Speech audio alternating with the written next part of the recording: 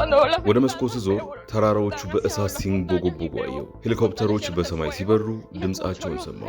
ፍንዳታዎቹ በላይ ነበሩ።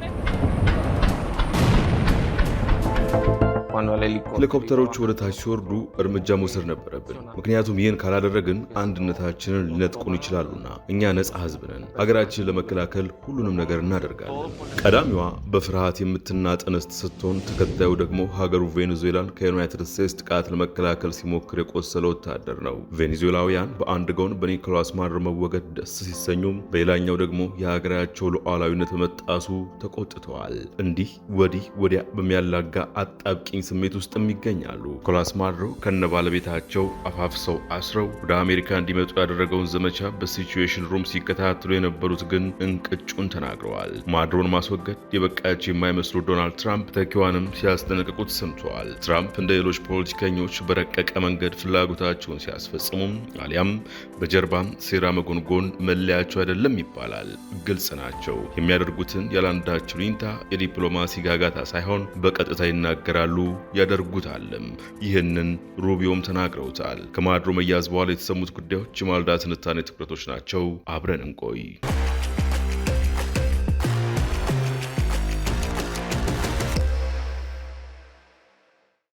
ከዶናልድ ትራምፕ አስተዳደር በኩል ለሳምንታት ሲሰራጭ የነበረው ትርክት የቬኔዙዌላ ናርኮቲክን የተመለከተ ነበር። ነገር ግን ይህ እልም ያለ ቅጥፈት እንደነበረ ማንም ሳይሆን ራሳቸው ትራምፕ በአንደበታቸው አረጋግጠውታል ይላል የአልጀዚራ ዘገባ። ትራምፕ ከማዱሮ መያዝ በኋላ በሰጡት ቃል በመላው ዓለም ሁሉ ካሉት የሚልቁት ግዙፍ ኩባንያዎቻችን ወደዚያው ይጓዛሉ፣ ቢሊዮን ዶላሮችንም ያፈሳሉ፣ በከፋ ሁኔታ የተጎዱትን መሰረተ ልማቶች፣ የነዳጅ መሰረተ ልማቶች መልሰው ይገነባሉ፣ ለሀገሪቱም ገንዘብ መስራት ይጀምራሉ ሲሉ ተናግረዋል።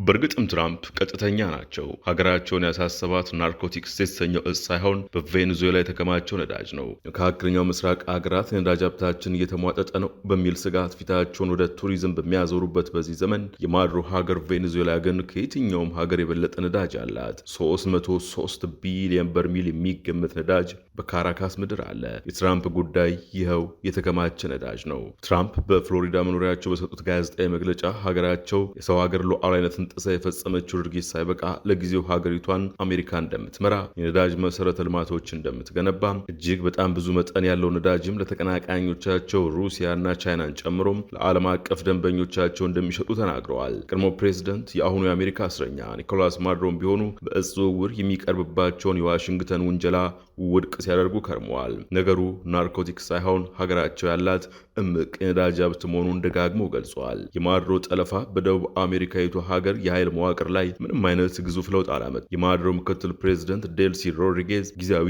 መርሃዊ መንግስት ሆነው ተሰይመዋል። ሴትዮዋ የገንዘብና የነዳጅ ሚኒስትር ሆነው ከዚህ ቀደም አገልግለዋል። ነገር ግን በኢኮኖሚውም ሆነ በነዳጅ መስክ እዚህ ገባ የሚባል ውጤት ያላመጡም፣ መመረት ከሚገባውን በታች እንዲመረት ያደረጉ፣ በአሰራራዊ ጉዳዮችም የሚተቹ ናቸው።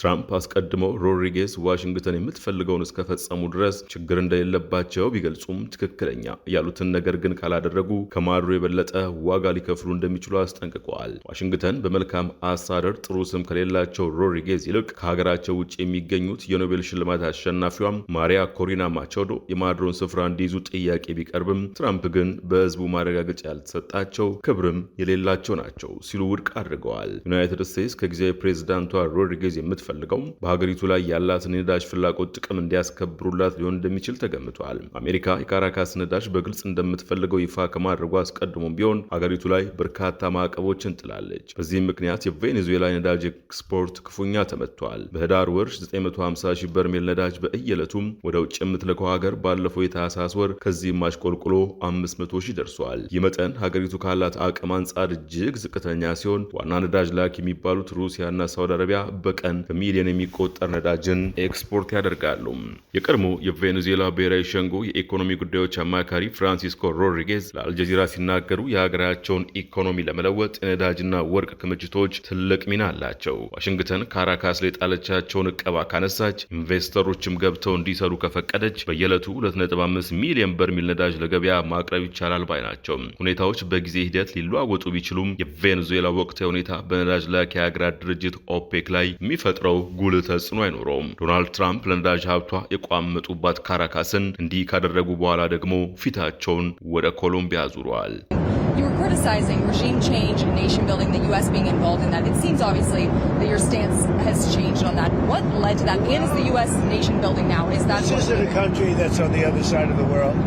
This isn't a country like where you have to travel 24 hours in an airplane. This is Venezuela. It's in our area. The Don Road Doctrine. So is that what you would say, that we're in the business of nation building? ትራምፕ በኤርፎርስ ዋን መግቢያ ላይ ቆሞ በሰጡት ቃል የኮሎምቢያው መሪ ልክ እንደማድሮ ሁሉ ህመምተኛ ነው ሲሉ ተደምጠዋል። ኮሎምቢያውን ፕሬዝዳንት ጉስታቮ ፔትሮን በስም ባይጠቅሱም እሱ ያመዋል። ሀገሪቱም የምትመራው ኮኬን ማምረት ከዛም በዩናይትድ ስቴትስ መሸጥ ደስ በሚያሰኘው ህመምተኛ ሰው ነው ይሉና ወደ ዛቻቸው ይሻገራሉ። ይህ ግን ብዙም አይዘልቅም ይላሉ። ይህንንም ሲሉም ምን ማለት ሆነው በኮሎምቢያም ዘመቻ ሊከፍቱ ነው እንዴ ተብለው ሲጠየቁ ይህ ለኔ ይስማማኛል ሲሉ መልሰዋል። ለዚህ የትራምፕ ንግግር ታዲያ ጉስታቮ ፔትሮ ፈጣን ምላሽ ነው የሰጡት። መላው የላቲን አሜሪካ ሀገራት እንደ ባሪያ የሚቆጥሩንን አንድ ላይ ሆነን እንታገላቸው ሲሉ ጥሪ አስተላልፈዋል። በኤክስ ገጻቸው ባሰፈሩት ረዥም ሀተታም በሰው ልጆች ታሪክ ሁሉ ዩናይትድ ስቴትስ ደቡብ አሜሪካውያን ሀገር መዲና በቦምብ የደበደበች የመጀመሪያው ሀገር ሆናለች ሲሉ ጽፈዋል። አሜሪካ በቬኔዙዌላ በፈጸመችው ጥቃት 32 ኩባውያን ተገድለዋል። ኩባ የቬኔዙዌላ ጥብቅ አጋር ናት። ትራምፕ ግን ይላሉ በኩባ ዩናይትድ ስቴትስ ጣልቃ ገብነት አስፈላጊ አይደለም።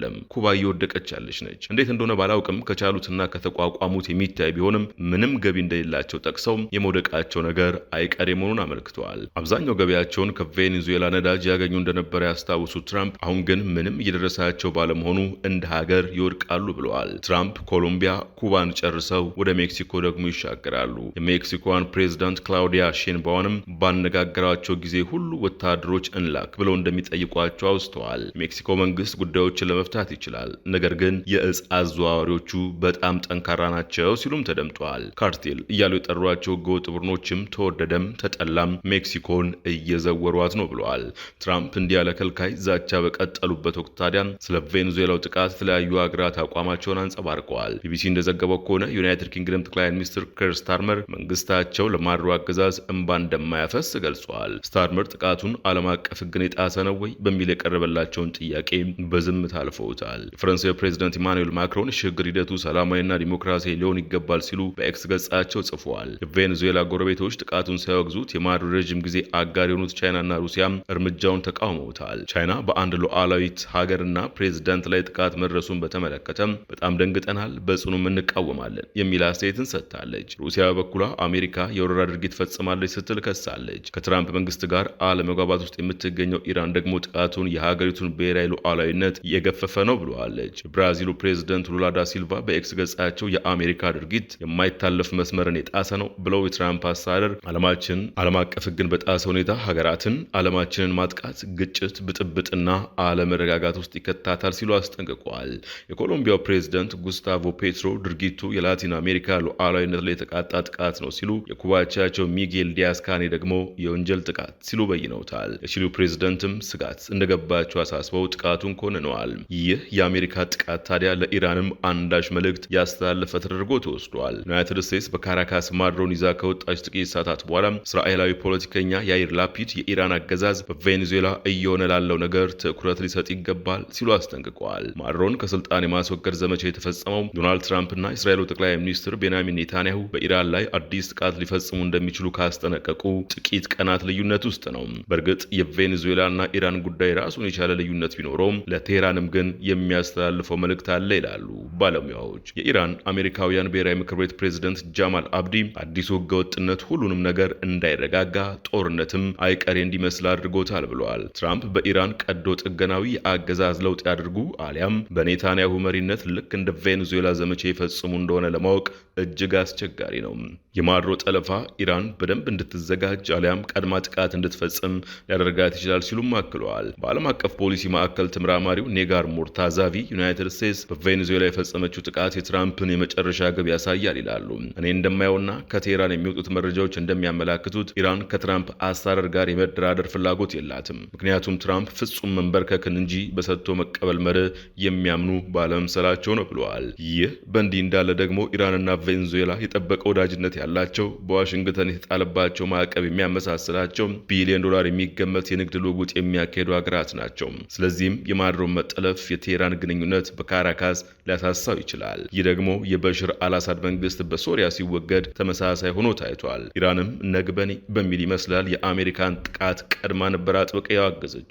የአሜሪካ ውጭ ጉዳይ ሚኒስትር ማርኮ ሩቢዮ የካራካሱ ዘመቻ ለዩናይትድ ስቴትስ ተቀናቃኞች መልእክት የሚያስተላልፍ ነው ሲሉ ባለፈው ቅዳሜ ተናግረው ነበር። ሩቢዮ ትራምፕ የሆነ ነገር ሊያደርግ እንደሆነ ሲናገሩ ለሆነ ችግር መፍትሄ ለመስጠት ሲገልጹ የምር መሆኑንም አክለዋል። የኢራን መንፈሳዊ መሪ አሊ ካሚኒ ግን ጠላትን በጉልበቱ እናንበረክከዋለን እንጂ እጅ አንሰጥም ሲሉ ጽፈዋል። ዛሬውን የማለዳ ትንታኔ በዚሁ አጠናቀቀን። አዲስ ማለዳን ሰብስክራይብ፣ ላይክ እና ሼር ማድረግን አይዘንጉ።